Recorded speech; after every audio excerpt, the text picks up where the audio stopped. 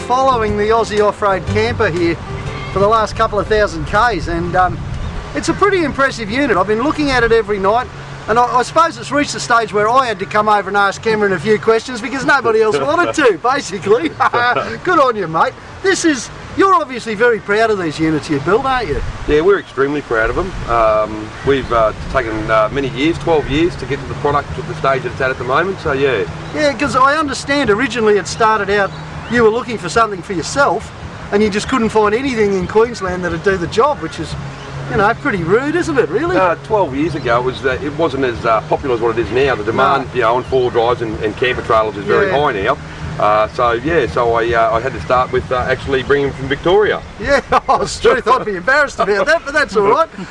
You soon sorted that out, didn't you? Oh, we did. We definitely sorted it out within about a year and a half. Yeah, because it's a real Queensland product now. I mean, and your own background is in trucks, isn't it? Yeah, that's correct. Yeah. In panel beating. Yeah. Yeah, I figured as much because you've only really got to look at this unit to see the inherent strengths in it. The drawbar up the front, it's all 3mm box by the look of it. That's correct, yeah, all 3mm. Yep, and what's the sheeting on the trailer, the checker plate? All the checker plate, which is on the fridge box, the guards and the side steps, is all in 2.1. Yeah, very, very strong. There's a lot of strength in that, isn't there? Very strong. And then you hot dip the whole lot afterwards? Yep, hot dip galvanised all our off-road trailers. You spent a lot of time on the beach too, haven't you? Yeah. You can tell. Actually, you can tell. You know, I mean, Cam's a Queenslander obviously, but you can tell when you look at this trailer, it's been built for tough roads, for beaches, for all the sort of hard stuff you want to do. I mean, it's got all the creature comforts without a doubt, but you know, things like the axle, what's the axle rated to, Cam? This axle on this particular one here is rated to 1500 kilos. But the whole trailer weighs what? Oh, just a little bit over 900 kilos. Yeah, a bit over 900 kilos, so there's an awful lot in reserve there, which is the sort of strength you need to deal with our rotten roads. And I think in Queensland we've got the worst roads in the world, haven't we? I mean, we've seen some of them this trip. But what about water capacity? It's a dry state. What do you got under this? Yeah, on this particular camper, which is called our Adventure Extreme. This is your top of the range one, isn't it? Top of the range camper trailer, this one. This is our premium camper trailer. It runs twin 85 litre water tanks, so you do have 170 litres of water capacity under the trailer.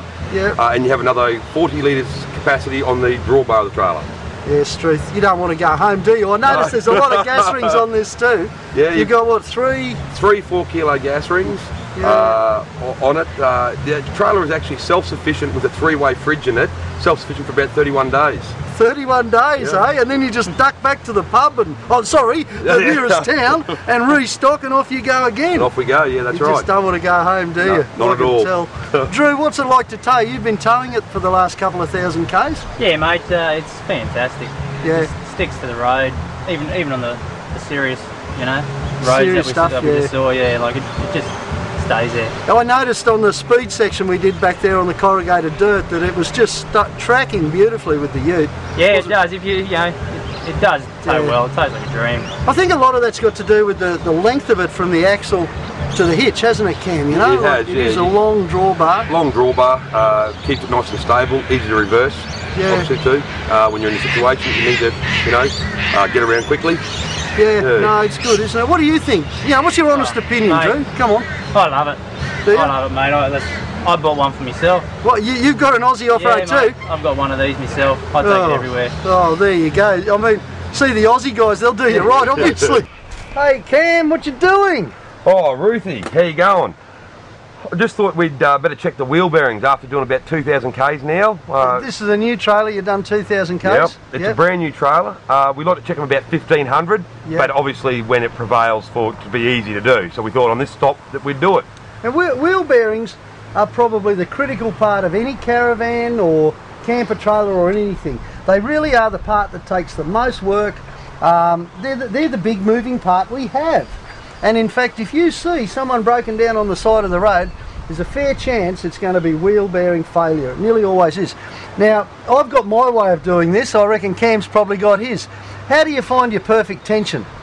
Well, first of all, we try to establish how loose we think they are, Ruthie, So, best thing to do, jack the vehicle up the side that you want to do. If you want to do both, it's convenient, jack both up. Give the wheel a little wobble, and you'll normally feel a little bit of movement, a bit of side play in it. So depending on how bad that is, gives you a fair idea of how to tension it. If you can't feel any at all, by the way, if you can't feel any side play, the next thing to check for is to see if you've got any spin.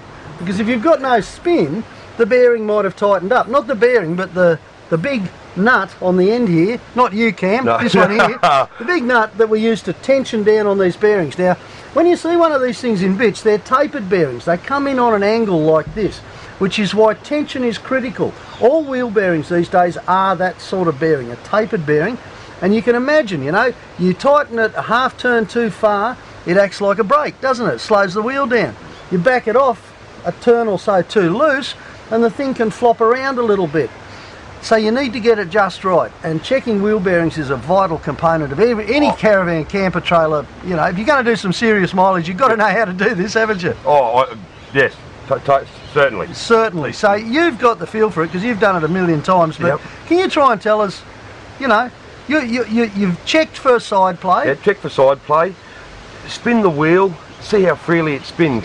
At the moment, best thing to actually do is try and get it so you get some sort of timing involved with. When you spin the wheel, you actually want the wheel to actually slow down at some stage. That'll actually give you your right pressures on your wheel bearing. That tells you you've got just a little bit of drag on those bearings. Yeah, and that's what you need to have. Right. You need to have that. And at that stage, then you can put the split pin back in and you're away. That's right. It's all done. Yeah. You're ready to rock and roll. Now the only thing I'd add to that, the only thing that I do that's any different, and this is probably because I've spent a lot of time mucking around with old vehicles and quite often replace wheel bearings in these things, is I have a habit of tightening down that nut a fair way and then opening it off until I get my correct free play, my drag, I guess you'd call it.